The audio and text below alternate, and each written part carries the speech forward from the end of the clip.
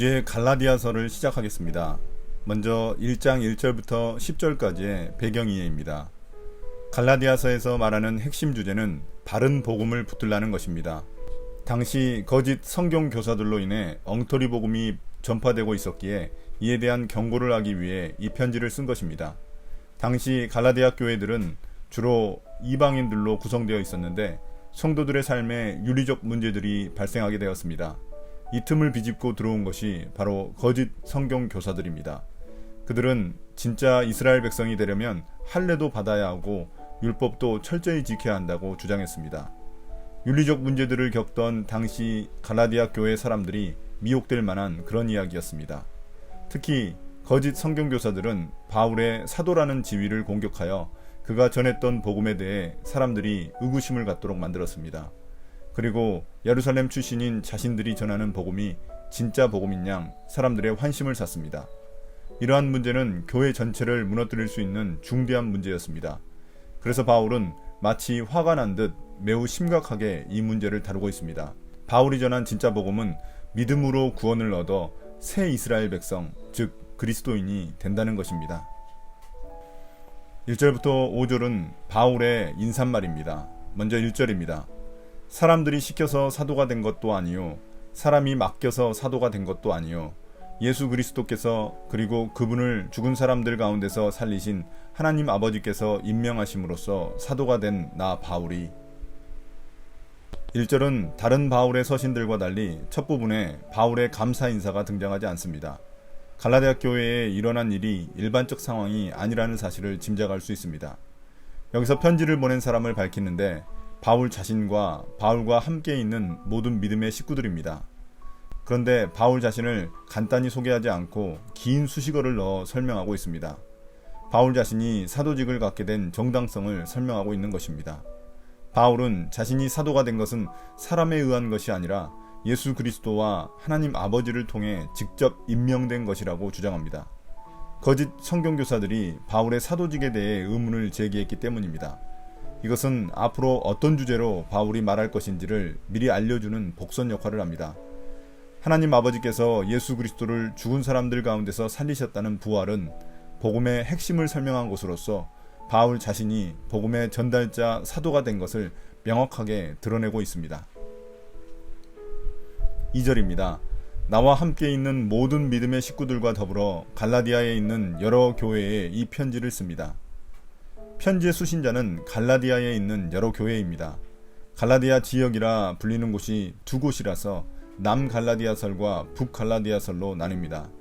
어느 곳이냐에 따라서 바울이 갈라디아서를 쓴 연대가 달라지게 됩니다. 보통 보수적 학자들은 남갈라디아 지역 교회들에게 이 편지를 보낸 것으로 보고 있습니다. 그렇게 되면 이 서신을 쓴 시기는 바울이 1차 선교 여행을 하던 기간이 됩니다.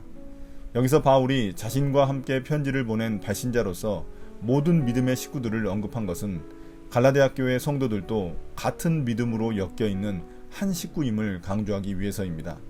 왜냐하면 그들이 지금 거짓 교사들을 따른다면 그것은 자신들과 다른 믿음의 길을 가는 것이기 때문입니다. 3절부터 5절입니다.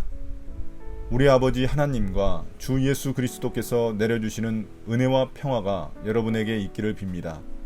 예수 그리스도께서는 하나님 우리 아버지의 뜻을 따라 우리를 이 악한 세대에서 건져주시려고 우리의 죄를 대속하기 위하여 자기 몸을 바치셨습니다. 하나님께 영광이 영원 무궁하도록 있기를 빕니다. 아멘. 3절에서는 바울이 자신의 편지에서 자주 했듯이 독자들에게 은혜와 평화를 기원하고 있습니다. 특이한 것은 그 뒤 4절 5절에서 긴 추가 설명을 하고 있다는 점입니다. 우리가 은혜와 평화를 누리는 이유를 4절이 설명하고 있습니다.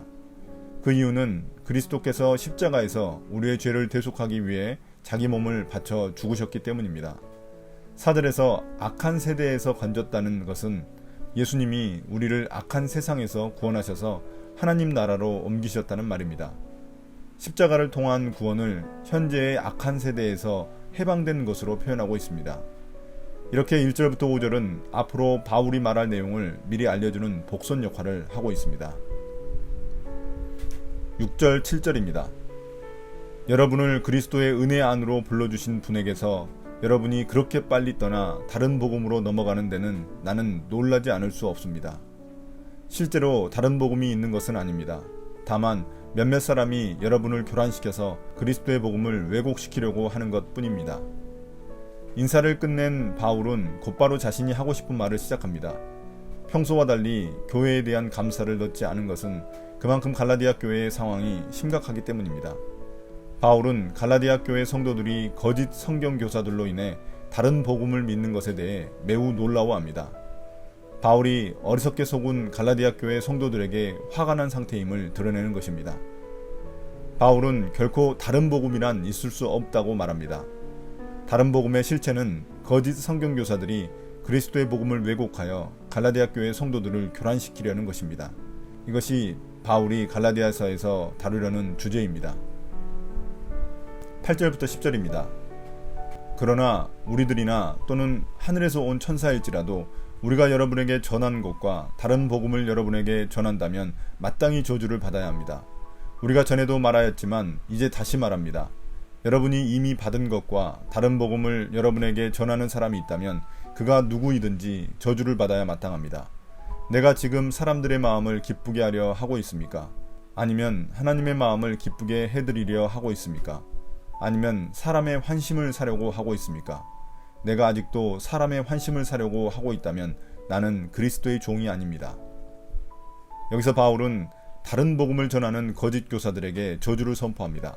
자신이 갈라디아 교회에 처음 전했던 복음과 다른 복음을 전하는 자가 있다면 마땅히 저주를 받을 것이라 말합니다. 바울이 전한 복음을 9절에서 갈라디아 교회가 이미 받은 것이라고 말합니다. 바울은 전에도 이런 경고를 한 적이 있기에 다시 한 번 더 그들에게 경고하고 있습니다. 다른 복음, 즉 거짓된 복음을 전하는 자는 바울 자신이나 천사일지라도 저주를 받아 마땅합니다. 마지막 10절에서 바울은 자신이 참된 복음의 전달자라는 사실을 강조합니다. 그는 자신이 사람의 마음을 기쁘게 하기 위해 복음을 전한 게 아니라고 말합니다. 반대로 말하면 거짓 성경교사들은 가짜 복음을 전해 갈라디아 교회의 성도들의 환심을 사려 했다는 말입니다. 그러나 바울은 결코 그렇게 하지 않았고 그는 그리스도의 종으로서 하나님이 주신 복음을 전했을 뿐입니다. 바울은 성도들의 환심을 사려 하는 그들에게 속지 말라고 강조하고 있는 것입니다. 오늘의 묵상 포인트입니다. 첫 번째, 바울 시대에도 거짓 성경교사들이 있었다면 지금도 우리 주위에는 거짓 성경교사들이 있습니다. 그들은 거짓된 복음을 전하며 사람들의 환심을 사려 합니다. 그러나 우리가 붙들어야 할 복음은 예수 그리스도께서 십자가 사건으로 우리를 구원하신 일입니다. 온라인에 퍼져 있는 거짓된 가르침을 주의합시다. 그들에게는 저주가 임할 뿐입니다.